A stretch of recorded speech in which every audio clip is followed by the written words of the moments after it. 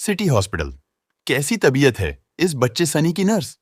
नब्ज तो थोड़ी धीमी है सर, और ये कहना मुश्किल है कि ये बेहोश है या सो रहा है।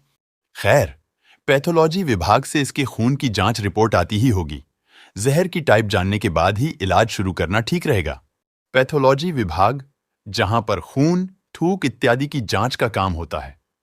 अपने माइक्रोस्कोप पर झुके डॉक्टर सिरार आश्चर्यचकित थे।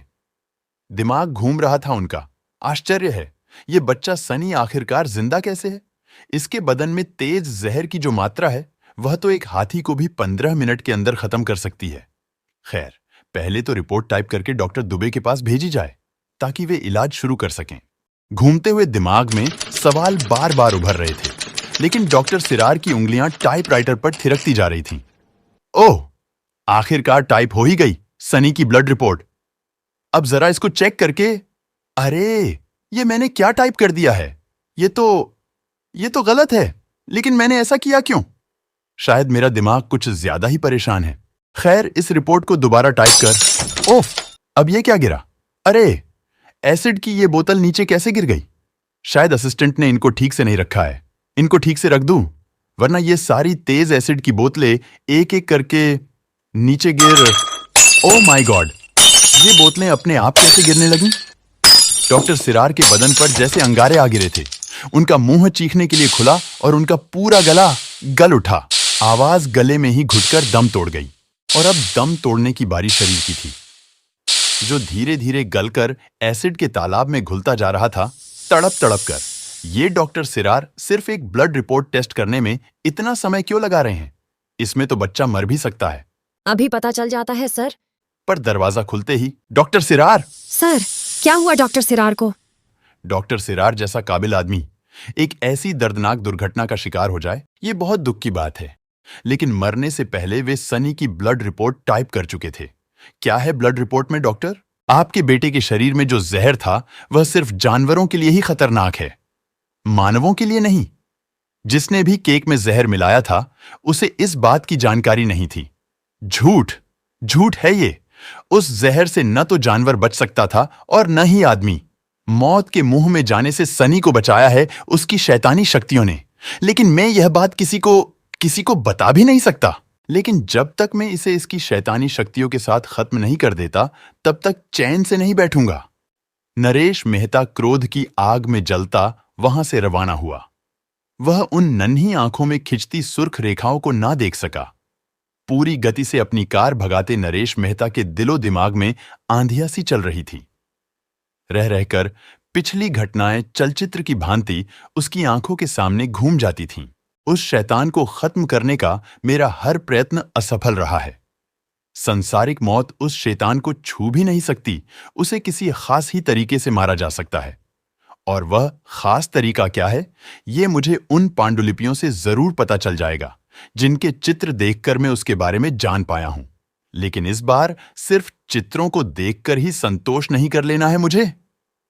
इस बार मुझे उस पांडुलिपि का एक एक शब्द पढ़ना है, क्योंकि उन्हीं शब्दों में ही कहीं छिपा है उस शैतान की मौत का रहस्य। वैसे तो उस पुरानी पांडुलिपि को पढ़ना असंभव है, लेकिन अगर उस शैतान की शैतानियत का नंगा नाच रोकना है, तो मुझे उस असंभव को संभव कर दिखाना ही होगा।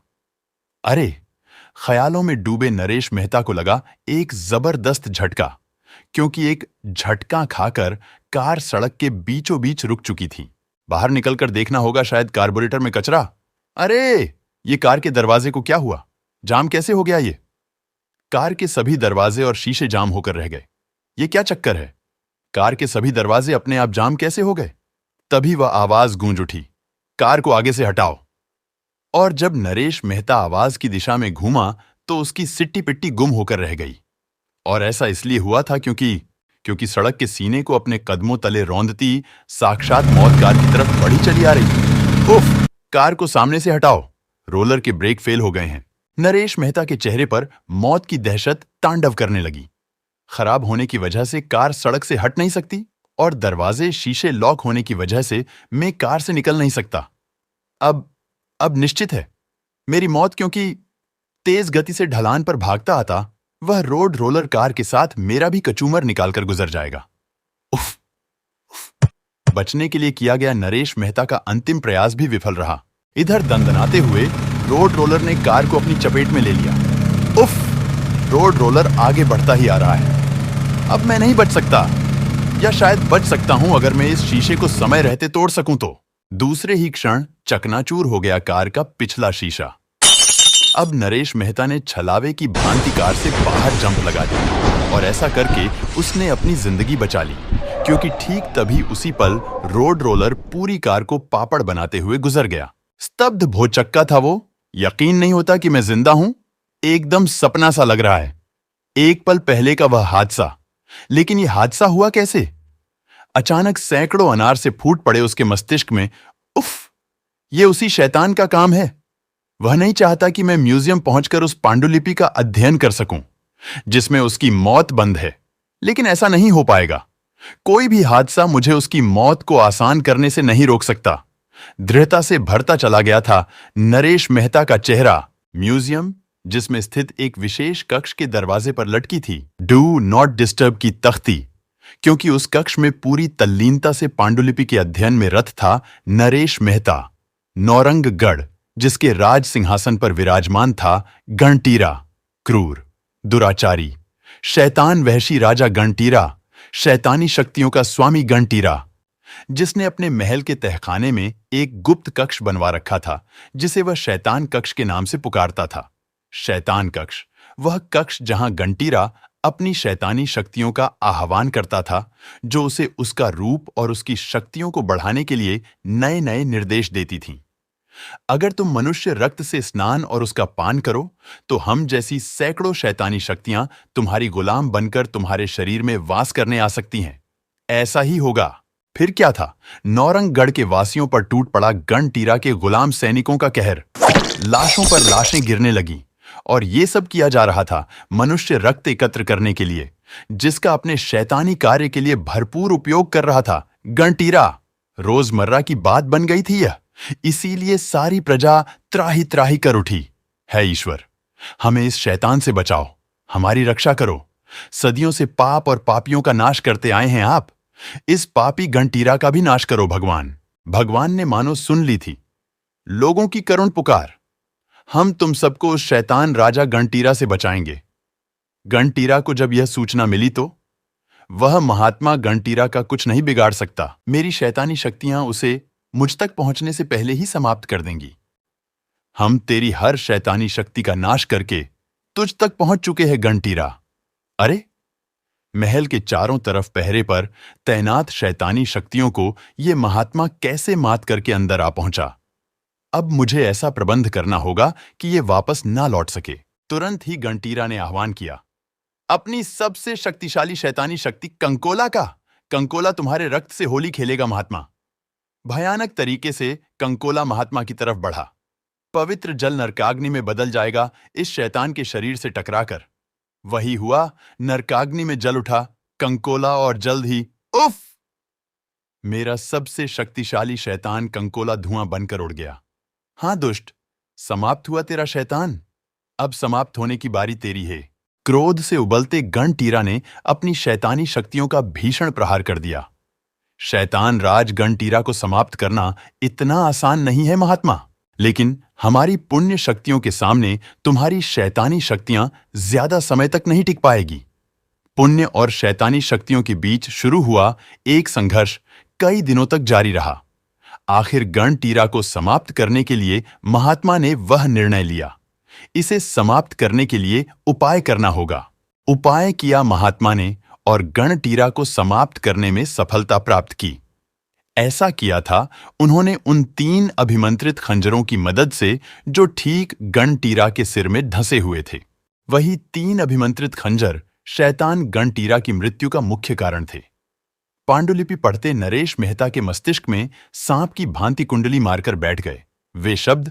1000 वॉट के बल्ब सा चमक उठा उसका चेहरा। 3 अभिमंत्रित खंजर, वे 3 खंजर हैं उस शैतान की मौत। और वे खंजर खंडहर से म्यूजियम में लाए सामान में मुझे आसानी से मिल सकते हैं।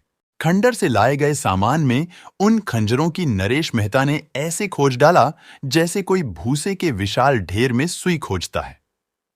लेकिन इतनी मेहनत के बाद भी नरेश मेहता के हाथ निराशा ही लगी। इस सामान में खंजर कहीं नहीं, इसका मतलब खंडर से खंजर नहीं मिले। उस खंडर में कहां होंगे ये 3 अभिमंत्रित खंजर? विचारों का अंधड़ सा चल रहा था उसके मस्तिष्क में। जल्दी ही उसके मस्तिष्क से एक विचार सुकेर पंच की तरह टकराया। महल में ही दफन कर दिया गया था उस दरिंदे को।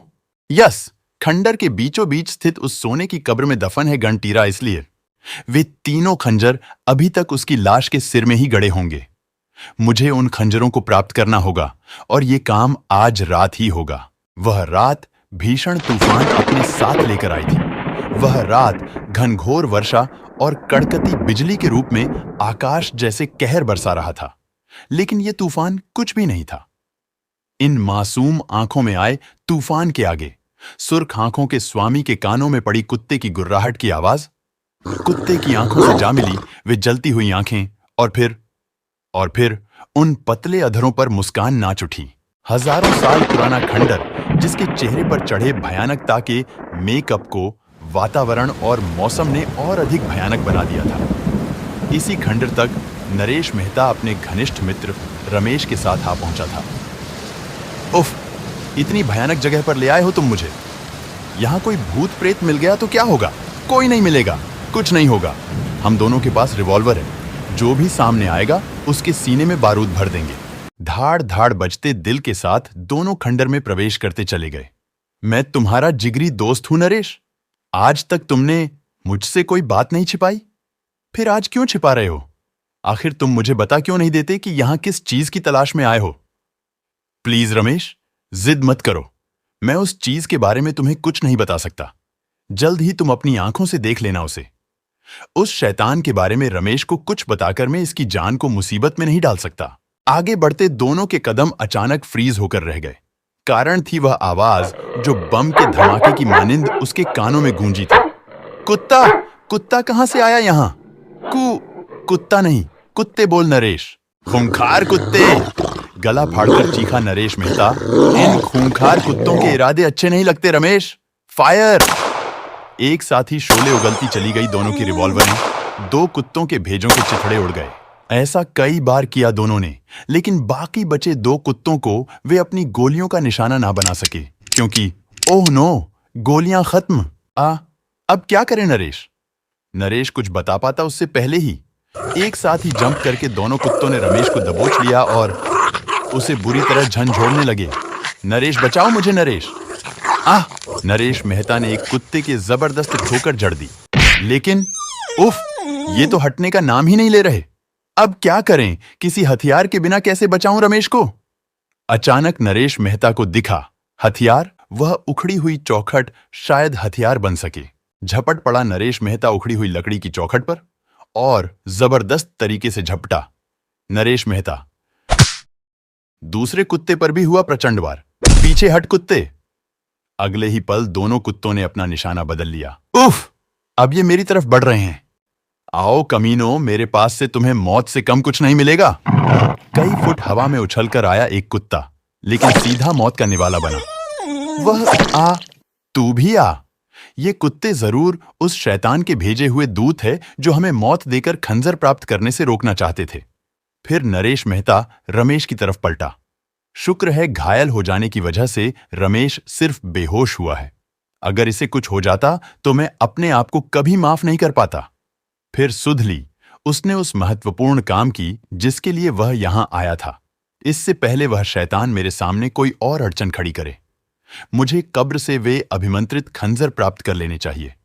कब्र तक जा पहुंचा नरेश मेहता और पूरी ताकत लगाकर कब्र को खोलने में जुट गया नरेश। और तब जब सफलता मिली उसे अपने प्रयास में तो सिसकारी सी निकल गई उसके मुख से। उफ! कब्र में तो हजारों की संख्या में बिच्छू भरे पड़े हैं। इन बिच्छुओं को हटाए बिना कब्र में हाथ डालने का सिर्फ एक ही मतलब है, मौत। इसीलिए सबसे पहले कब्र से बिच्छुओं को हटाने का इंतजाम करना होगा, और वह इंतजाम है बेहोश पड़े रमेश के पास। नरेश मेहता रमेश की तरफ लपका। यह लाइटर! रमेश की जेब से लाइटर निकाल। नरेश ने अपनी कमीज उतारकर उसमें आग लगाई और उसे बिच्छुओं से भरी कब्र में उछाल दिया। उम्मीद है परिणाम मेरी आशाओं के अनुरूप ही निकलेगा। एक पल बाद ही नरेश मेहता की बाँछें खिल गई। आग की वजह से बिच्छू कब्र से निकल निकल कर भाग रहे हैं। कुछ पल बाद ही कब्र में बिच्छुओं की जगह एक कंकाल नजर आने लगा। यही है गंटीरा की लाश, जिसे वक्त के थपेड़ों ने कंकाल में बदल दिया है, और वे रहे उसकी खोपड़ी में ढंग से अभिमंत्रित खंजर। धड़कते दिल से नरेश मेहता ने झुककर तीनों अभिमंत्रित खंजर कंकाल की खोपड़ी से बाहर खींच लिए। ठीक उसी पल बाहर भीषण रूप से बिजली कड़क उठी, जिसकी छाप इस चेहरे पर साफ नजर आ रही थी। लेकिन उस जांबाज पर उसका कतई असर नहीं हुआ था, जिसका नाम था नरेश मेहता। तीनों अभिमंत्रित खंजर मैंने प्राप्त कर लिए हैं। अब उस मासूम शैतान की खैर नहीं, लेकिन अब ऐसा करने के लिए मुझे सुबह का इंतजार करना होगा, क्योंकि इस समय रमेश को किसी डॉक्टर के पास पहुंचाना बहुत जरूरी है। जल्द ही एक प्राइवेट नर्सिंग होम में। डोंट वरी मिस्टर नरेश, आपके फ्रेंड के जख्म ज्यादा गहरे नहीं हैं, इन्हें जल्द ही होश आ जाएगा। Thank God. अगले दिन सनी की जीवन लीला समाप्त करने के लिए उसे यहां से दूर ले जाना जरूरी है, और इसके लिए मुझे एक बार फिर उसका अपहरण करना होगा। नरेश मेहता के सभी मंसूबे उस समय धरे के धरे रह गए जब उसे बंगले के अंदर पहुंचकर पता चला कि भैया तो भाभी और सन्नी के साथ शिव मंदिर गए हैं। शिव मंदिर। अब शिव मंदिर पहुंचकर सनी को उड़ाने का कोई प्लान बनाना होगा। तुरंत ही नरेश मेहता शिव मंदिर के लिए रवाना हो गया। शिव मंदिर, जहां सन्नी ने एक हंगामा खड़ा किया हुआ था।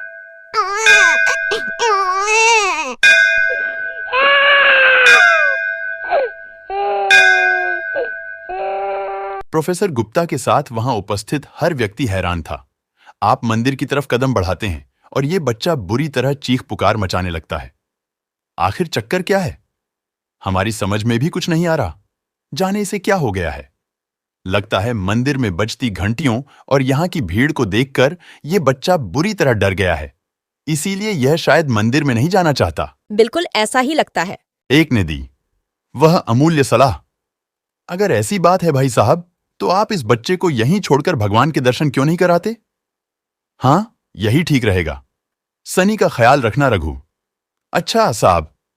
अपने नए नौकर रघु के पास सनी को छोड़कर प्रोफेसर गुप्ता अपनी पत्नी के साथ मंदिर की तरफ बढ़ गए। तब सनी का छटपटाना खत्म हुआ। कमाल का बच्चा है। कई दिनों से रघु ऐसे ही किसी मौके की तलाश में था, क्योंकि मैं हड़पना चाहता हूं सनी के गले में पड़ी यह सोने की चेन, और आज मिले इस सुनहरे अवसर को मैं अपने हाथ से हरगिज नहीं जाने दूंगा। सनी को लेकर रघु मंदिर से खिसक लिया और प्रवेश कर गया सुनसान गली में। इसके गले से चेन निकाल लेने के बाद इसे फेंक देने के लिए यह सुनसान जगह एकदम ठीक रहेगी। क्या वह गली सचमुच सुनसान थी? आखिर रघु सनी को इस गली में लाकर करना क्या चाहता है? आखिर क्या इरादे हैं इसके? एक पल बाद ही रघु ने अपने इरादे जाहिर कर दिए। ला भाई, ये सोने की चेन हमें दे। सन्नी के गले से चेन उतारने में व्यस्त रघु का हाथ सन्नी के बालों में अटक कर रह गया। उसकी उंगलियां सन्नी के सिर पर उभरे खंजरों के निशानों को महसूस करने लगीं। यही वह पल था जब जमाने भर की हिंसकता लड़के की आंखों में नाच उठी, और वही वह पल था जब सुनाई दी रघु को हड्डियों को सर्द कर देने वाली वह आवाज। घूमा तो दिखाई दी उसे वह साक्षात मौत, वह साक्षात प्रलय। नहीं, बचाओ। लेकिन जिसकी मौत आई हो उसे बचा सका है कोई भला? सांड की उस जबरदस्त टक्कर से सन्नी रघु के हाथ से छिटक कर कई फुट ऊपर उछल गया, लेकिन उस मासूम के कठोर धरातल से टकराने से पहले ही कैच कर लिया। उन दो हाथों ने सन्नी को कैच करने वाले वे हाथ नरेश मेहता के थे, जिसकी आंखों में था दहशत और खौफ का जबरदस्त जलजला, क्योंकि उन्होंने देखा था वह खौफनाक और होलनाक मंजर। सड़क पर खड़े लोगों का भी उस दृश्य को देखकर बुरा हाल था। उफ, हे भगवान, इतना खौफनाक दृश्य, उफ! लोगों के साथ ही नरेश मेहता के जिस्म में भी झुरझुरी का तूफान दौड़ गया। उफ! आखिर इस दरिंदे ने एक और इंसान को अपनी दरिंदगी का शिकार बना लिया। लेकिन अब ऐसा नहीं होगा। कुछ ही पलों में तीनों अभिमंत्रित खंजर इसके सिर में घोंपकर मैं इसका किस्सा खत्म कर दूंगा। आज इसे मौत के मुंह में जाने से कोई नहीं बचा पाएगा। कुछ ही देर बाद नरेश मेहता सन्नी को लेकर शहर के इस सुनसान हिस्से में पहुंच चुका था। ये जगह एकदम उपयुक्त है इसकी मौत के लिए, लेकिन इसे मौत देने से पहले मैं अपने एक संदेह की पुष्टि कर लेना चाहता हूं। देखना चाहता हूं मैं कि इसके सिर पर 3 अभिमंत्रित खंजरों के निशान हैं भी या नहीं। सन्नी के बालों से खेलती नरेश मेहता की उंगलियां उस समय फ्रीज होकर रह गई जब महसूस हुए निशान, अभिमंत्रित खंजरों के निशान। रोमांचित हो उठा नरेश मेहता। यही है हजारों साल पहले का शैतान राजा गणटीरा, जो एक मासूम के रूप में आ पहुंचा है आज के युग में। लेकिन इससे पहले कि इसकी शैतानी लीलाएं परवान चढ़े, मैं इसे खत्म किए देता हूं। उठ गया नरेश मेहता का हाथ वार करने के लिए। बेबसी की छटपटाहट साफ नजर आने लगी उस मासूम शैतान की आंखों में। लेकिन रत्ती भर भी कम न हुई उसके अधरों पर खेलती वह मुस्कान, बल्कि वह तो गहरी और गहरी होती चली गई। अभिमंत्रित खंजरों को थामे नरेश मेहता के हाथ तेजी से नीचे आए और गूंज उठी। मांस में खंजरों के घुसने की हल्की सी आवाज, टूट उठा खून का फव्वारा सा और इसी के साथ खत्म हो गया मासूम शैतान का किस्सा। दोस्तों, ये भाग यहीं समाप्त होता है। कहानी कैसी लगी कमेंट्स में जरूर बताएं। और हां, इस श्रृंखला की अगली रोंगटे खड़े कर देने वाली कॉमिक्स है रक्त प्यासा। जल्दी मिलते हैं, तब तक स्वस्थ रहिए, मस्त रहिए।